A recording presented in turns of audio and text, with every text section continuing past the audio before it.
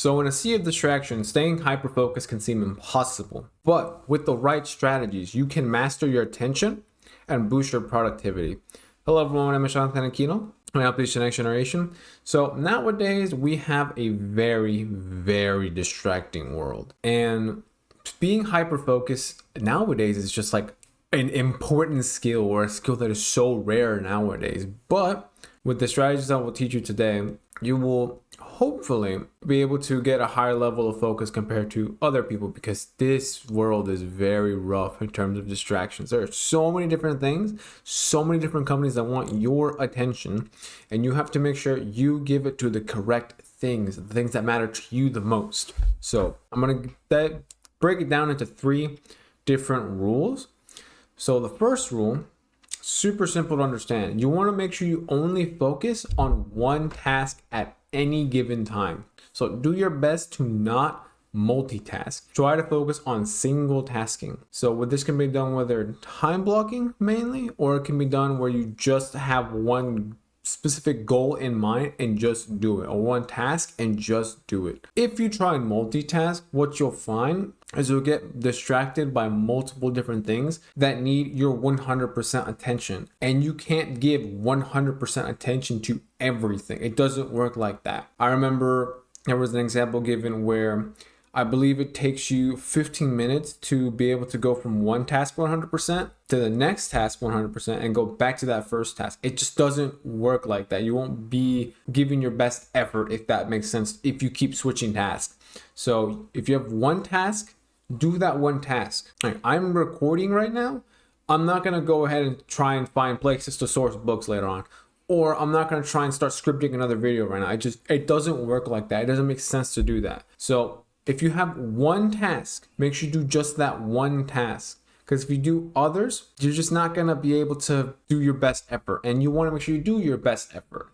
Will it be perfect? No, but you want it to be your goddamn best effort. So make sure, focus on one single task as best as you can. Focus on one task with as few distractions as possible in the best environment possible. The next one, and this one's a bit, up in the air in terms of if you agree with it or not, is to tolerate boredom in the sense of detoxing or digital detoxing. So a lot of us admit it, I'm going to admit it, we have a bit of a problem with social media that we still kind of cling on to, and that for me would be YouTube. I'm still constantly on YouTube all the time.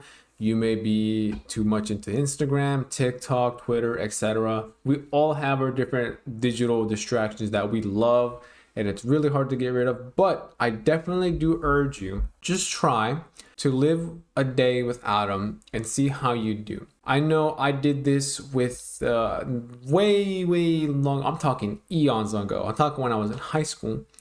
I had this realization with Snapchat, because the biggest thing that irked me at the time was people sending me that stupid black screen with the S on it. And I was like, so what's the point of this?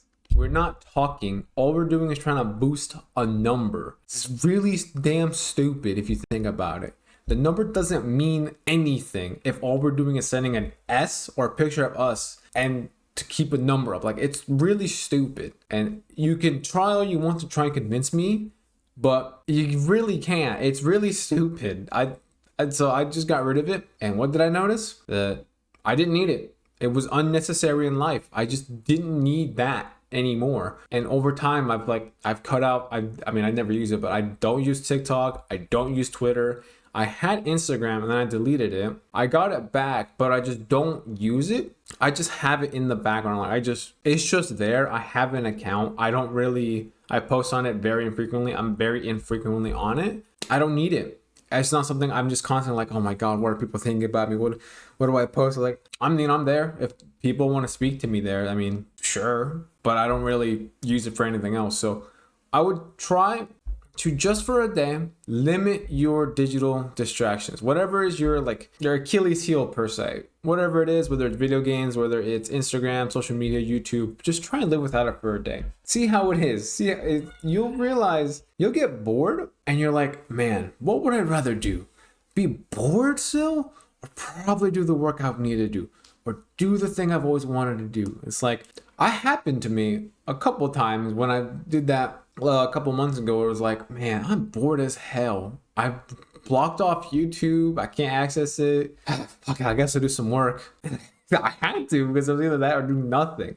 I was like, all right, so do I just stay in my room doing nothing, or do I like go outside and do something productive? Like it'll kind of force you to do that. So you'll kind of increase your resilience to instant gratification, because that's kind of what it is in general. So just give it a shot. And if you excelled in it, hey, maybe try 2 days, maybe try 3 days. I usually try and go for a week without the social medias and such. It's a, dopamine detox is what it was called. And that worked very well, very, very well. What you could also do is do meditation alongside this, and it kind of just seems to benefit even more, but that's besides the point. As long as you try and, digitally remove yourself from these things, you're all set. And finally, the last point, and probably the third rule, is to drain the shallows. And what this boils down to is you want to eliminate stuff that can be defined as shallow work. So things that just don't really matter in the sense of, is it really the best use of your time? So menial tasks, reading emails, responding to calls, side projects don't really contribute to your main goals. These type of things, do you really need to do them? Do you really need to dedicate your time to them? I know that when I was younger, I was spending a lot of time on things that didn't necessarily help me to my goals. I was spending a lot of time on things that necessarily align with myself, but I still did them because, well, I said yes, or I just didn't trust anyone else to do them.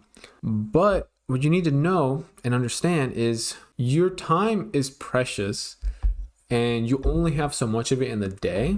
So why would you spend it doing things that don't necessarily matter, if that makes sense? So things that you could do to circumvent this is delegate it. If it's important to your business or your work and such, have someone else with the appropriate skill level do it.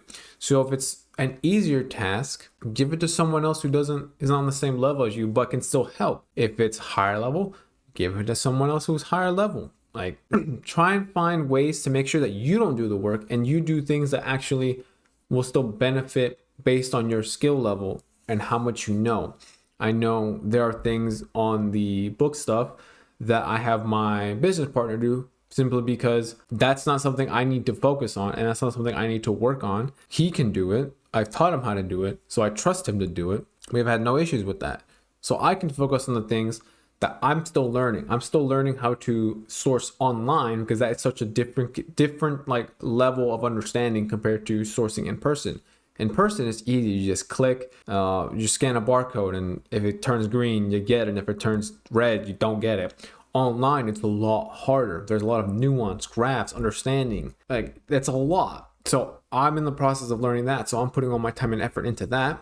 And he's able to do all the other things that are, frankly, I'm kind of past. And he's, I think at that point, also kind of past, but he doesn't know anything about this OA because I'm going to teach him in the future. So right now, he's focused on that, and I'm focused on the new things in the future.